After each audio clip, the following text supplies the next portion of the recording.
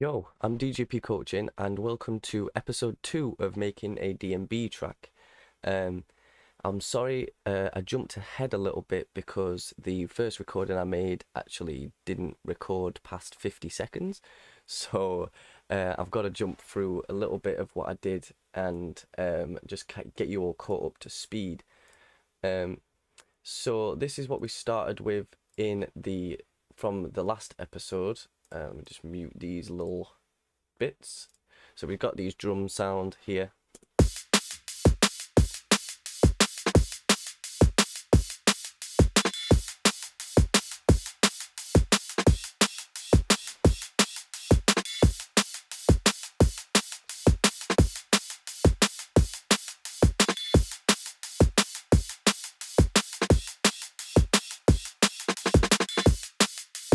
Yeah, so we got that, and basically what I did is I'm just going to run through it a bit methodically. So this is the bass sound that we have.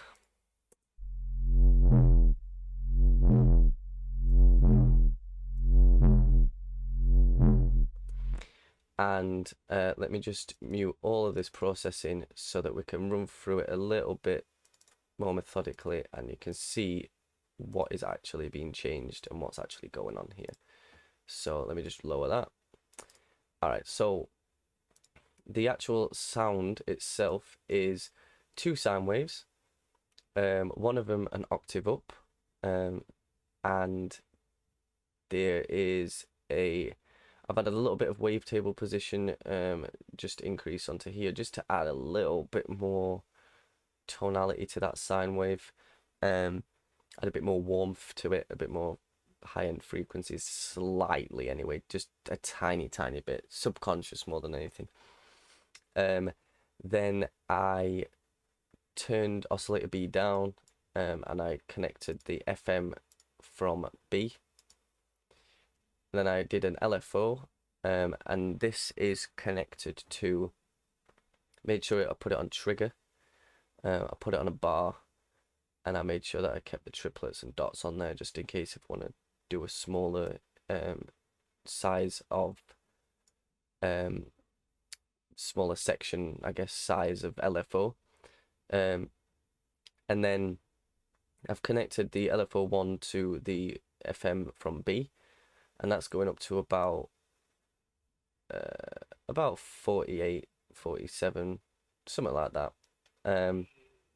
And then I've connected it to the filter cutoff as well. So LFO1 is connected all the way, and it's on 0, and it goes all the way up to max, so you can hear it when I press a note.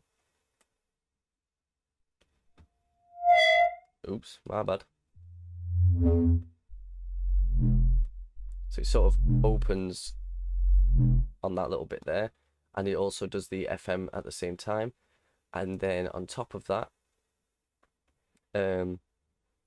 I've done it connecting to the LFO1 connects to the mix on the distortion, and it goes up to about 46% again from 0. And then the drive is on about 7%, and it's on Linfold. The Linfold, I've put it on a little bit low, obviously, because with the Linfold and Synfold, they or the linear fold and sine fold, they basically, when you've got it super high on the drive, it really does mash up the sound and makes it sound ridiculously distorted and just a bit messy. You'll know what I mean. I'll just do it now. Like, that doesn't sound great. Whereas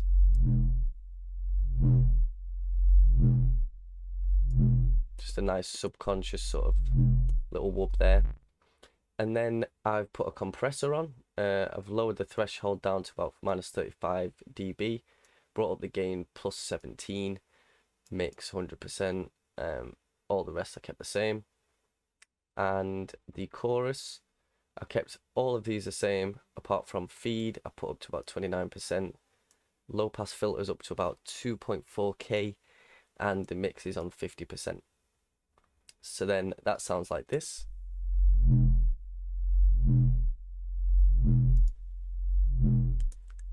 Which sounds kind of basic, and then Put a utility on there with the bass mono under about 97 Hz, so that all the sub frequencies under about there are all in mono.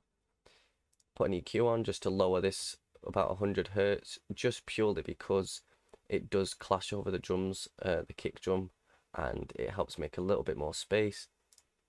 Then I've done a mid-side EQ. You go to mode where it says stereo here, and you press M/S, and then I put it on S, and I've cut out all the low end under about 100 Hz, so that there's no low end frequencies in the side channels, or there's no low end frequencies content in the sides, I guess is a better way to say it. And then I put a compressor on there, just a standard -4 dB compressor with about 2 millisecond attack, 50 millisecond release, about 4.5/1. And then that'll just bring all the sound and the dynamic range together a little bit more, make it a bit more controlled. And then I've routed it into my saturator bus from last episode, and I've basically got some automation there that's just all the way maxed, and then it goes down at the end to 0, and then back up again, and then back down again at the end. And then I've done the opposite with the overdrive, but I've actually done it over a longer period as well, so that moves down about 2 bars, and then on this it's 4 bars.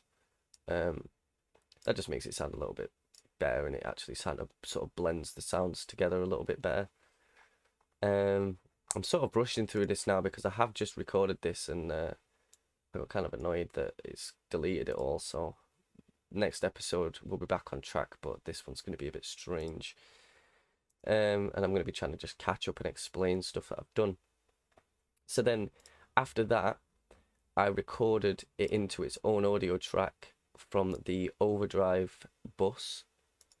So I put the overdrive up, and what I did was, while it was recording, I just literally brought that down like that, so it sounded like this. I'll show you what it did. Like that.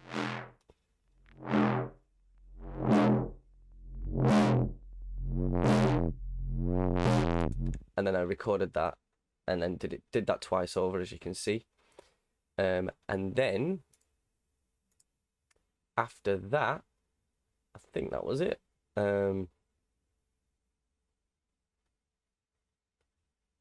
Put that back to where it was actually. Yep. And then I recorded that, used that as the intro, put some reverb on it, and I've literally done nothing else to that. I've put an EQ on there, cutting out all the low end.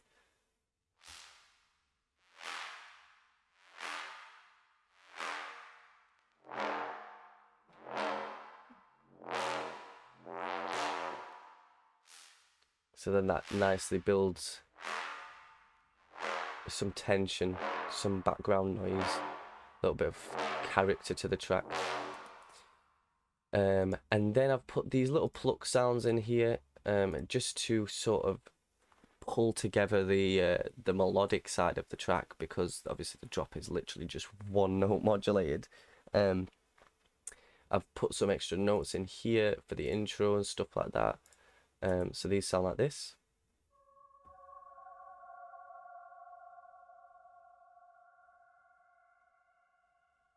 Some nice sort of melodical sounds.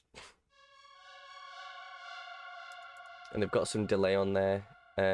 These are the notes if you want to use them for reference. I played them in live as well, but I've just sort of moved them about. I wanted it to sort of sit over the top. It didn't have to be super in time, in your face, because these are things that are going to set over the top of the track and make it sound deeper and add more depth to the sound that I'm going for. This is actually part of a preset that I've made. I'm pretty sure. I must have changed it a bit because I've saved it as my own like sort of Ableton rack.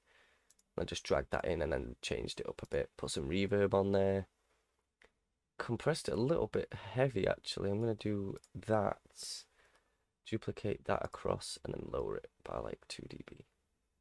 So that'll sound a lot better dynamic wise.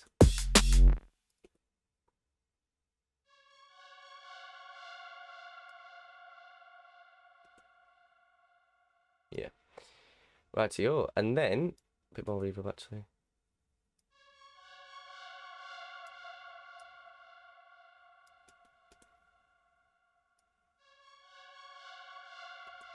Yeah. Cool. So this is what the track sounds like at the moment, and then we'll jump into a Reese bass and I'll get started on writing them notes in. So this is what it sounds like so far.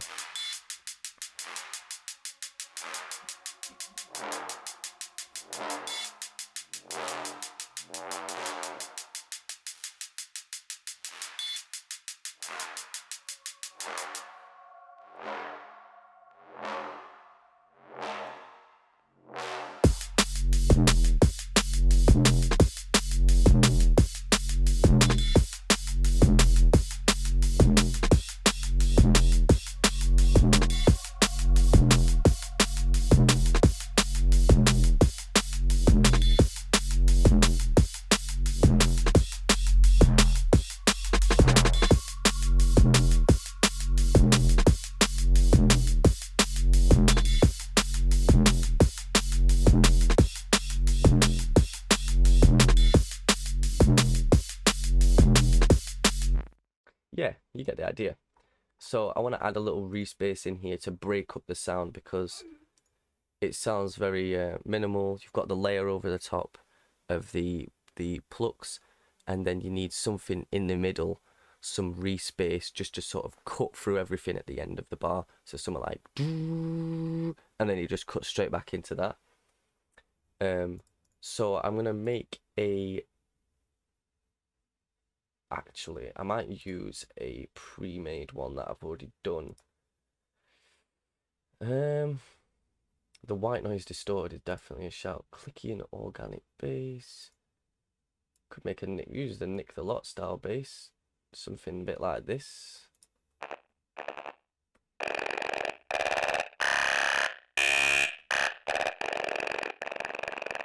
Let's just hear what it sounds like on here, just so I know what I'm doing.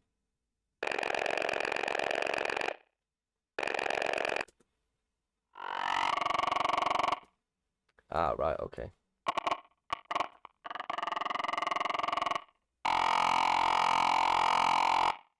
Yeah, something like that, even.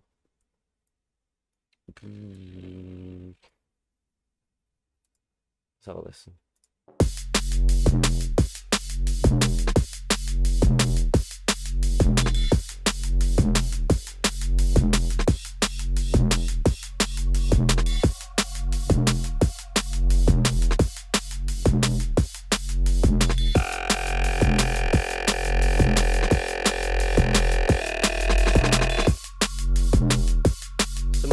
You know, do do do do.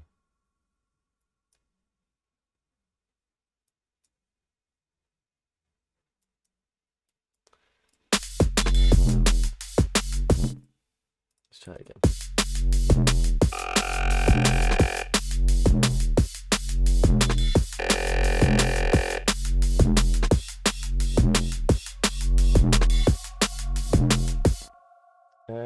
Let's try something else. In fact, I do kind of like it actually. It's got a nice groove to it.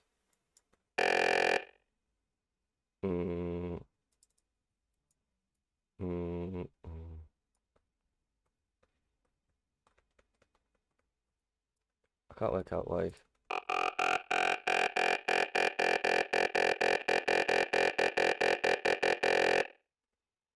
Ah, that's why.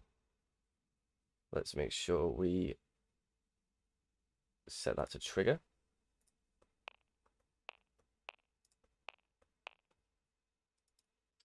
Come here.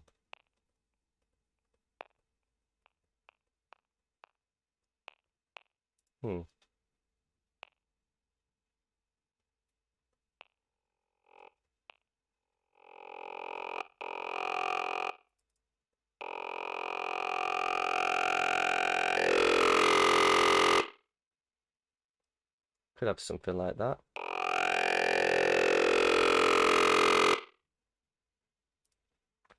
Or even do it in reverse to that. Do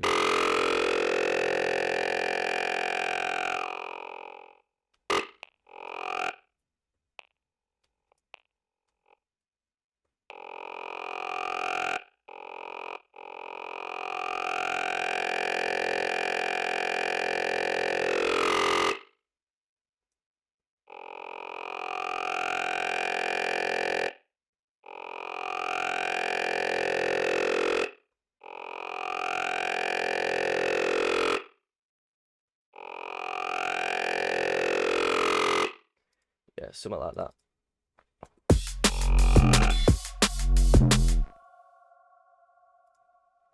In fact, we'll shorten that even more actually.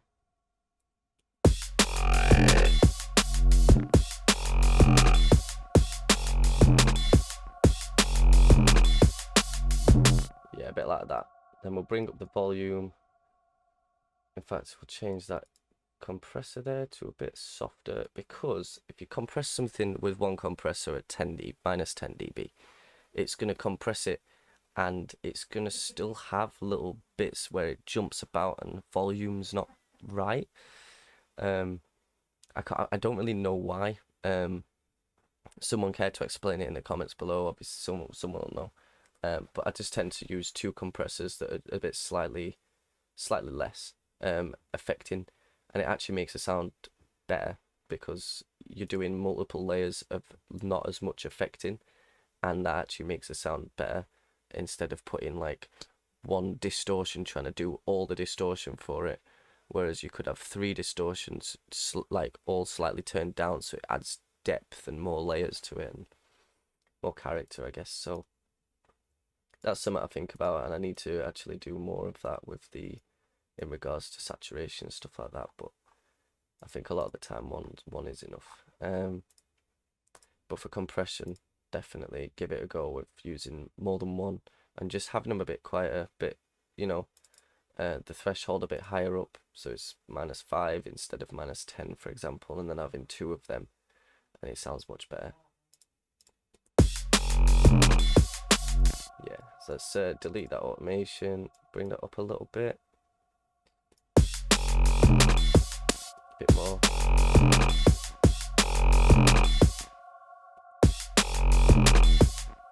I want to put some reverb on there. Bit of saturation maybe.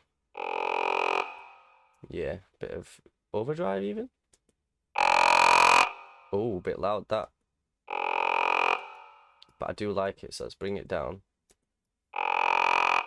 Bring it way down. Bring that up a lot more.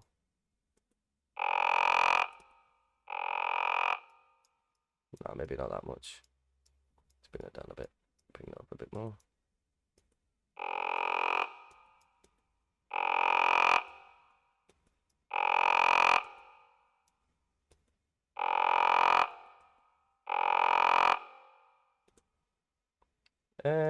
Yeah, that might do. Yeah.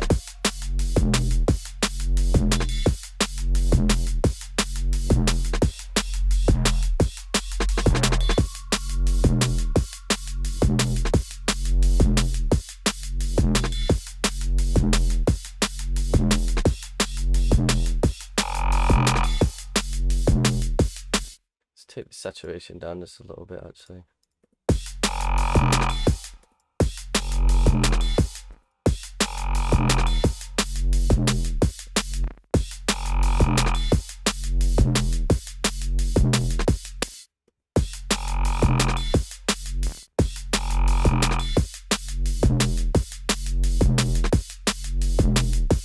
Yeah, we could even try that a lower octave actually.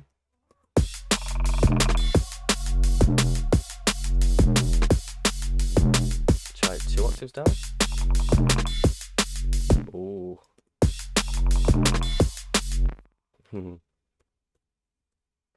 Nah, I kind of like it how it is. Let's try another one just as a side idea, because I do like that. but it doesn't really didn't do much for me. What we got here? We got some Euro scanner sound. I don't know what this is. Let's see. It's got to be some other ones.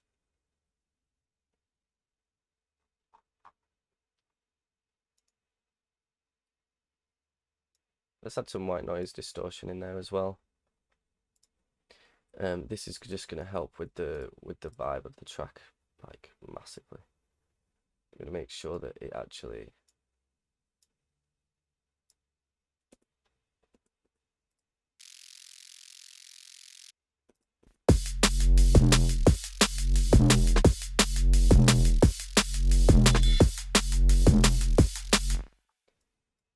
I'm going to move them across so they come in straight away.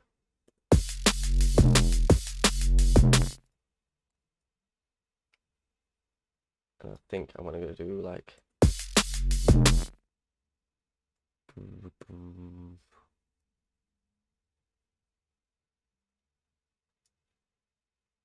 something like that.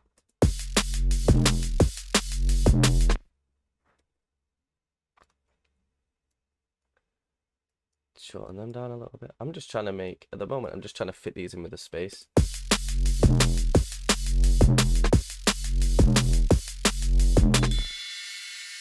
Oh, let's scrap that for the meantime. Yeah, I want to find one more sort of, what's this? Crispy and grotty bass lead. Need something that's a little bit grotty to just fit in a space.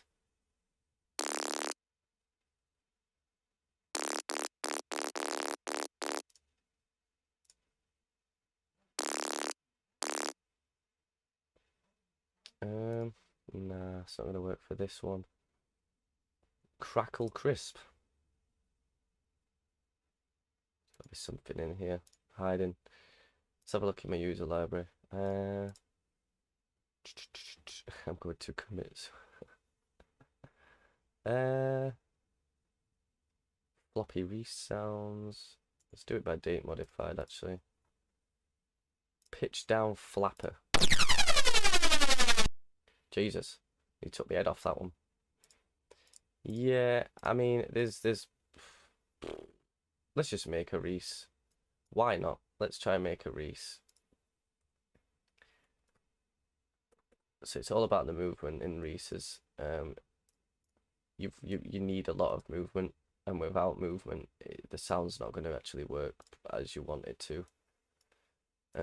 Movement's like the most important thing in Reese spaces. I'm sure if you're aware with Reese spaces, you've probably heard the term already, or heard the facts of how it be. Let me let's do a square one, I think, for this. Yup. We will I kind of like doing FM from B on Reese spaces as well. I know a lot of people don't like to do it, but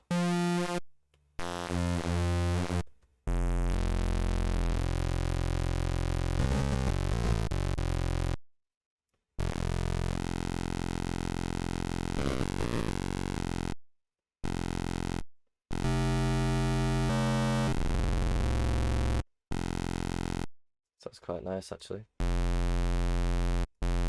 Oops.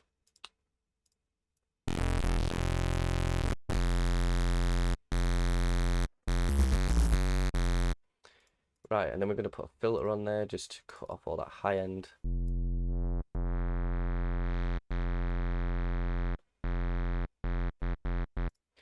And then I'm going to connect an LFO to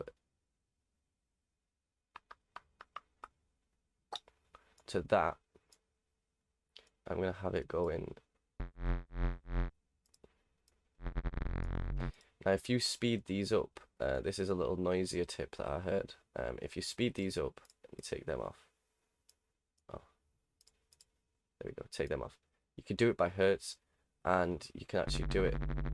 Get some really cool sounds that when you oscillate the LFO at certain certain frequencies, you actually get harmonics that are created because the note is resonating with the speed. So you can actually really get some good sounds you'll hear when I try and get it in tune.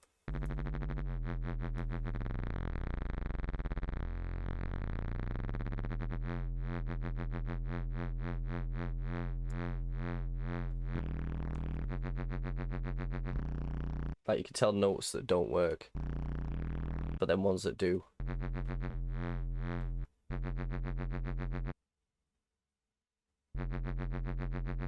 Kind of like that.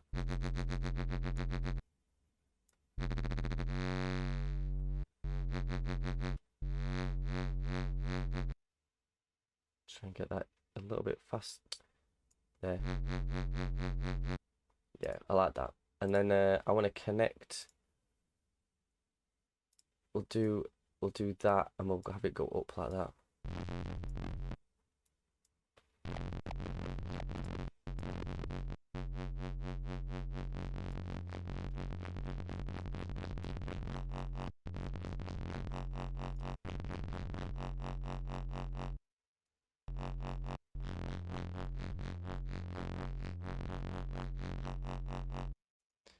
Now we'll just remove that. We'll keep that. We'll keep that always. I like that a lot.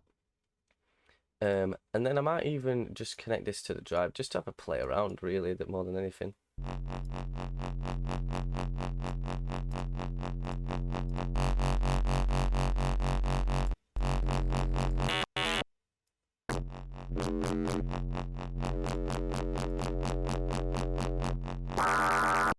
Oops.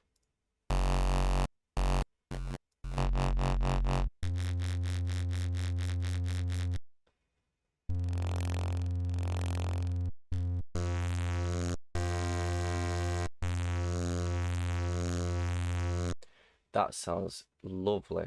Let's have a go with that, actually. Let's just put this note there. See if that note's the right one. Yeah. Let's try to layer them together, see what this sounds like.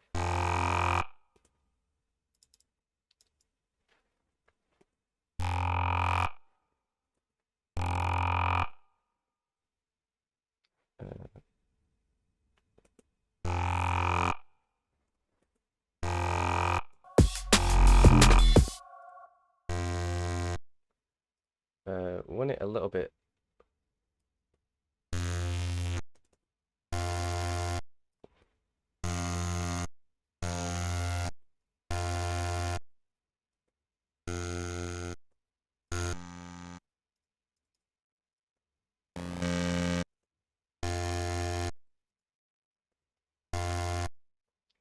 Let's what note is that?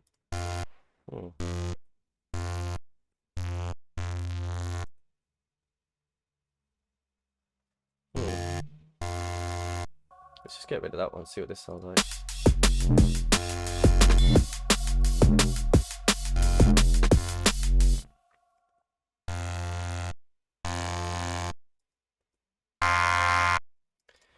What I'm going to do is lower that by an octave.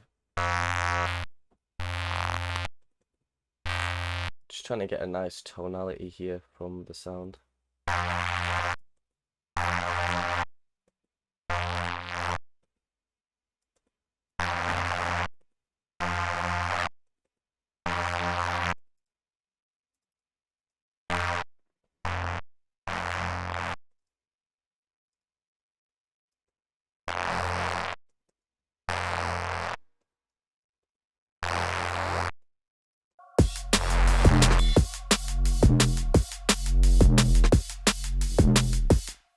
Let's try a different distortion on here. I'm just playing around at the moment.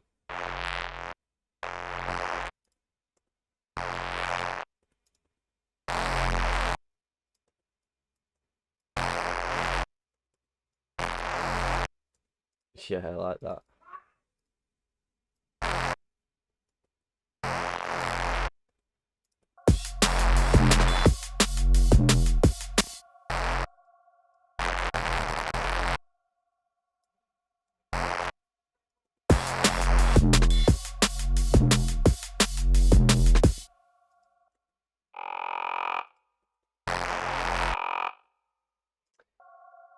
Yeah, I mean, this is what I'd usually do, just messing around, trying to come up with some nice sort of sounds. I think, let me actually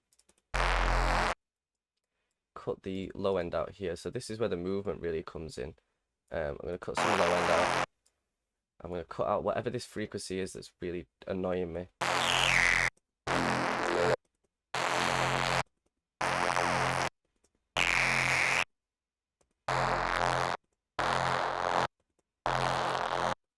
Yeah, and then I'm going to put another EQ on here. And this is something I learned from a video a while back. So if you press Ctrl G, it will come up with a group here, or chain thingading. Now you could do, oh wait, no, actually that's, oh yes, yeah, my bad. All right, so you want to connect a macro to one of these. So let me, for example, let's make it a little bit shorter. Can I do it? No. Yeah.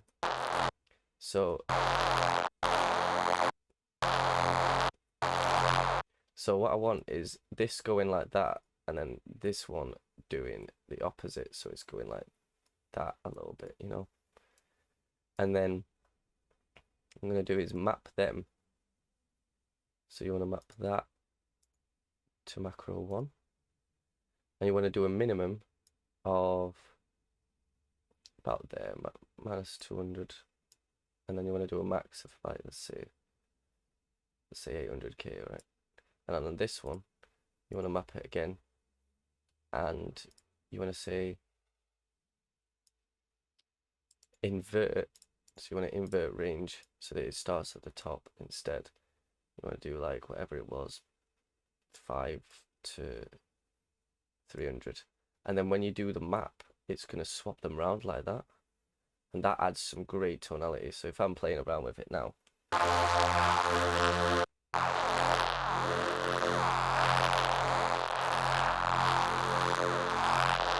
And obviously you can change these, you can make them different so it sounds different. I'm gonna make that a little bit higher actually. And we're gonna make that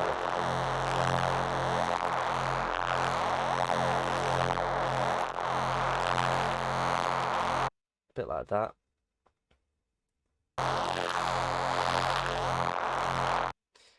Yeah, so then what I'm gonna do here is just then have it starting at the bottom and have it just filter up like that. So then that adds a little bit more color, a bit more change, a bit more character to the sound. And obviously at the moment it's not really sounding great. It's the sound itself needs to change. I might even change the waveform a little bit.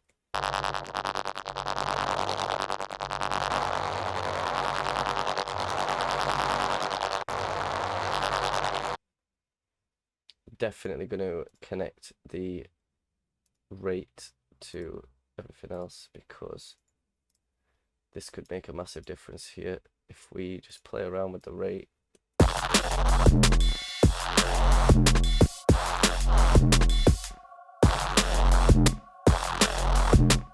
Could even have it slow down, stuff like that. There's loads we could play around with this and we could get some really cool sounds.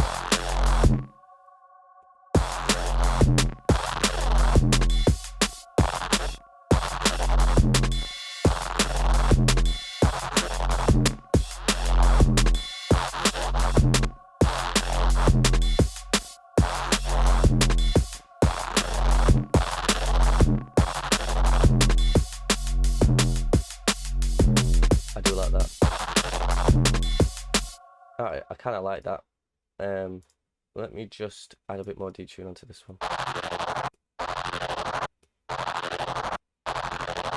Put it in mono. And then I'm going to also add a little bit of chorus on there just to fill in some of the flappy sound gaps.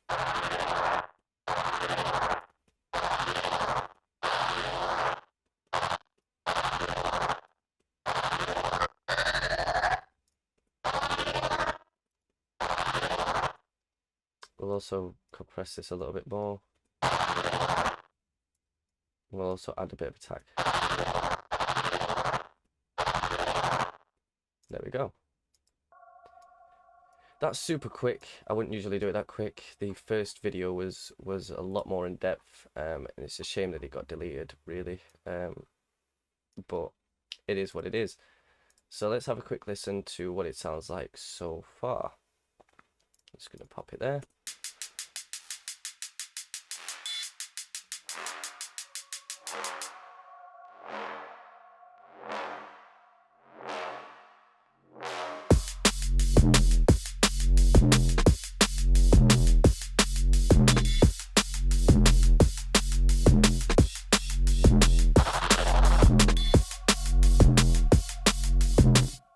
Let's actually put that earlier in. Do something like that. Turn that down a little bit. Turn that down and put that bit up. So it needs to be like.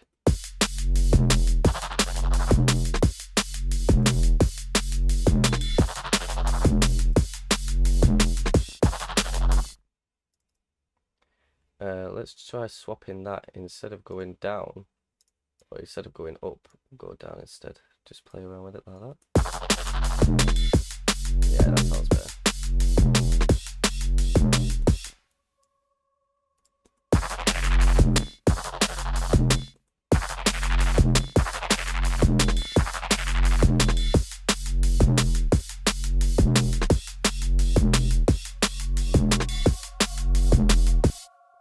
We'll do that there.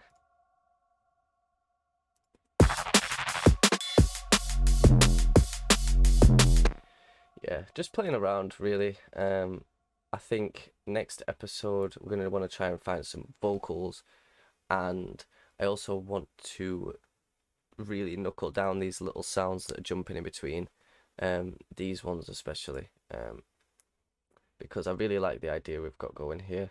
I love this bass. The sub bass that we've got going is brilliant, in my opinion, in my very humble opinion.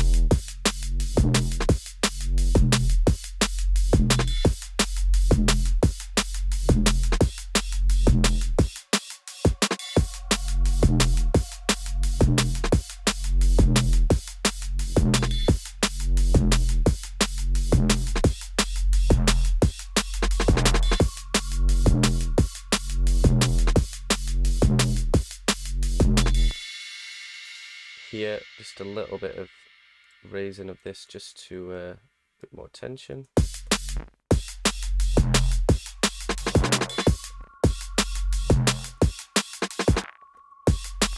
Just gonna drop that back so it goes up a little bit.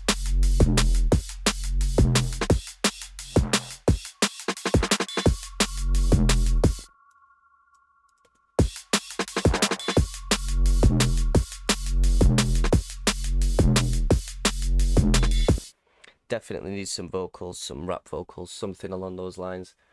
But yeah, so that's episode 2 done and dusted. I'm sorry for the rushing through and all the stuff that I've had to re-explain. But next week we'll be back to our regularly scheduled programming. I'm super thankful for all the suggestions, all the new subscribers. You guys are amazing. Without you, I mean, I wouldn't still be doing this. So thank you to everyone. And I'm still doing one-to-ones designed specifically for your wants and needs.